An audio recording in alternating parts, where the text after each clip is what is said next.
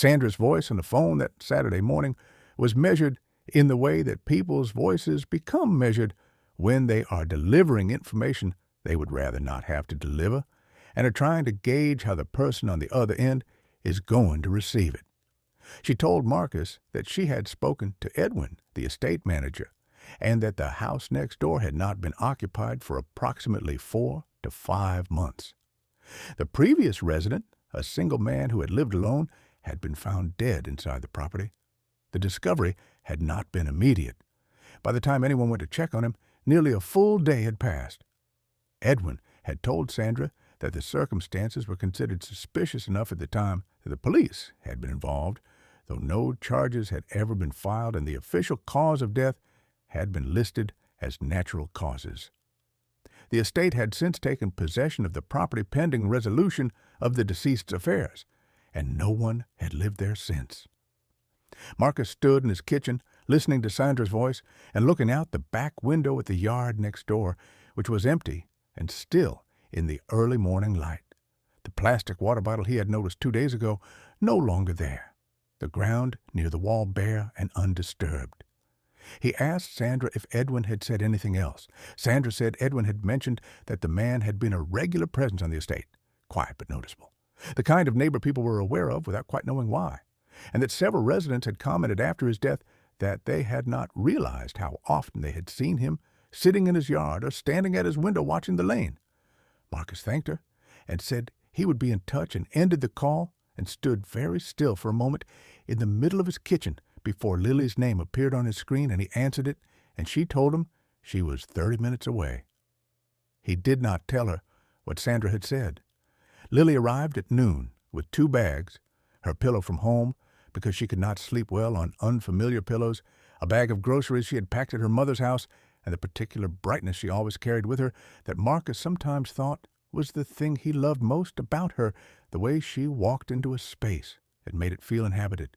She moved through the house room by room, making small approving sounds, touching the curtains he had hung, opening cabinet doors in the kitchen, standing in the doorway of the second bedroom that would become the nursery, and putting her hands on her belly in that unconscious way she had developed over the past few months. She said the house was bigger than it had looked in the photos. She said the light in the afternoon was very good. She did not say anything about the neighboring property, and Marcus did not bring it up, and they spent the rest of Saturday making the house feel like theirs and ordering food in the evening and sitting on the small sofa he had brought from his old apartment, watching a series they had been following for weeks. And for several hours, Marcus managed to feel like the unease from the previous days was something that belonged to a version of himself that no longer quite existed. He woke at 2 in the morning to a weight on his chest. His eyes opened in the dark of the unfamiliar bedroom, and the first thing his mind processed was that the weight was too heavy to be the blanket, and the second thing his mind processed was that the weight was moving, shifting slightly, and the third thing his mind processed was that Lily was sitting on top of him, with her knees on either side of his rib cage and her hands flat against his chest, and her eyes open but not quite right, not focused on anything in the room, looking at something that was not there. He said her name. She did not respond. He said it again, louder, and her eyes moved but not toward him, moving slowly as though tracking something across the ceiling that he could not see.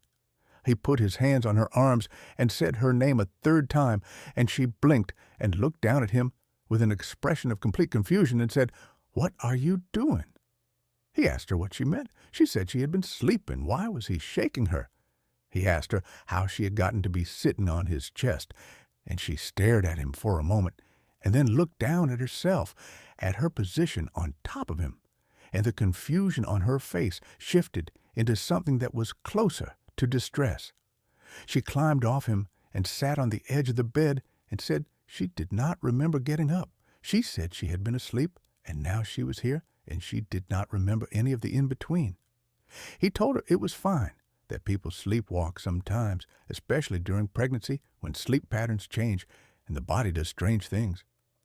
He brought her water, and they sat together in the dark for a while, until she said she was tired and wanted to go back to sleep, and he lay beside her and listened to her breathing slow and even out while he stared at the ceiling and did not sleep again until just before dawn.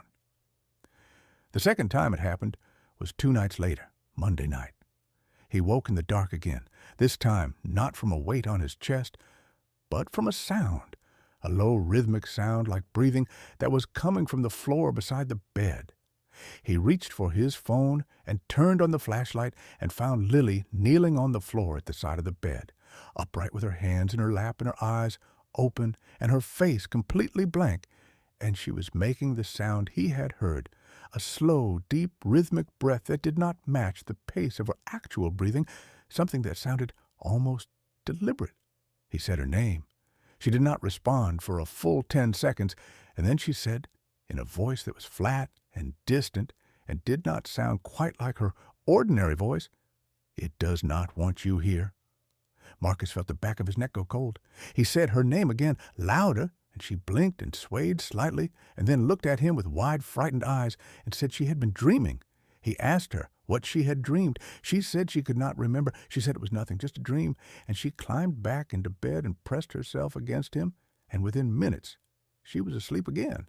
But Marcus lay awake in the dark with the words running through his head in a loop and the feeling of the house around him that had previously felt merely unfamiliar, now feeling like something that was paying close attention. He texted Sandra in the morning and asked if she could arrange for him to speak with Edwin directly. Sandra replied that she would set it up. That afternoon, Edwin called Marcus from the estate management office. He was a soft-spoken man who chose his words carefully and spoke in the deliberate way of someone who has learned that information delivered too quickly can cause problems. He confirmed what Sandra had already told Marcus, that the neighbor had died alone in the house and had not been found for close to a day, and he added, without being asked, that the man had been known on the estate for his habit of watching, that multiple residents had at various points mentioned feeling observed in their own yards or at their own windows, that no one had ever found it threatening enough to complain formally, but that it had been a consistent background presence in the community, the sense that the man next door was always watching. Marcus asked Edwin how the man had died. Edwin said the official report said cardiac arrest. Marcus asked if Edwin personally believed that. There was a pause on the line that lasted long enough to be its own kind of answer. Edwin said he was not in a position to speculate, but that the estate had received several inquiries from residents in the weeks following the death, asking whether it was true that the man had been found in an unusual position, and that he had not been able to confirm or deny those inquiries because the details of what the police had found inside the house were not information the estate management was authorized to share.